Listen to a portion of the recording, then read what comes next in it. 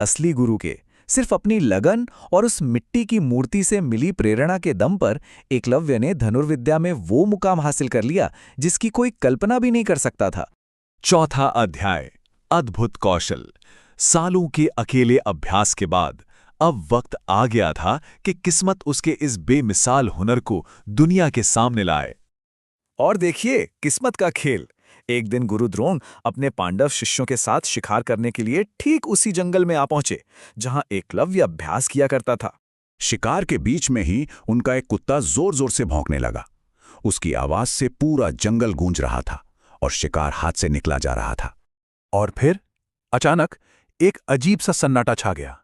कुत्ते का भौंकना जैसे हवा में ही गायब हो गया। सब हैरान थे, आखिर ये हुआ क्या? जब वो उस कुत्ते के पास पहुंचे तो जो उन्होंने देखा उस पर यकीन करना मुश्किल था।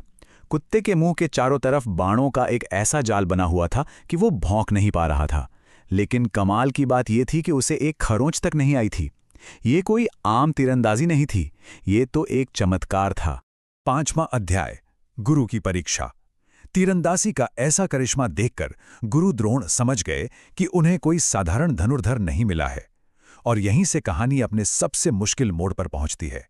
द्रोणाचार्य, जो खुद धनुर्विद्या के सबसे बड़े ज्ञानी माने जाते थे, वो भी ये हुनर देखकर दंग रह गए। उन्होंने बाणों की दिशा का पीछा किया और आखिरकार वो उस नौजवान तक पहुंच ही गए जो इस करिश्मे के पीछे था। वो एकलव्य था। द्रोण को अपनी आंखों पर यकीन नहीं हो रहा था।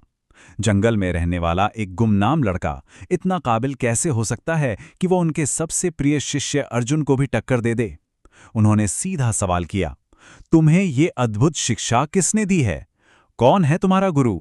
एकलव्य का जवाब बहुत सीधा था, लेकिन उसकी आवाज में गहरी श्रद्धा और सच्चाई थी। उसने हाथ जोड़कर कहा, गुरुदेव, आप ही तो मेरे गुरु हैं। और सिर्फ कहने के लिए नहीं, एकलव्य ने उन्हें सबूत भी दिया।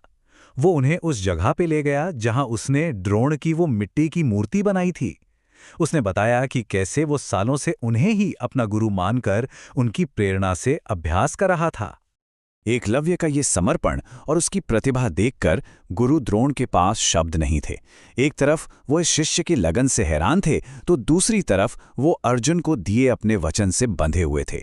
इसी धर्म संकट में गुरु ने अपने इस अनजाने शिष्य की सबसे कठिन और आखिरी परीक्षा लेने का फैसला किया, एक ऐसी परीक्षा जो एकलव्य की दुनिया हमेशा के लिए बदलने वाली थी।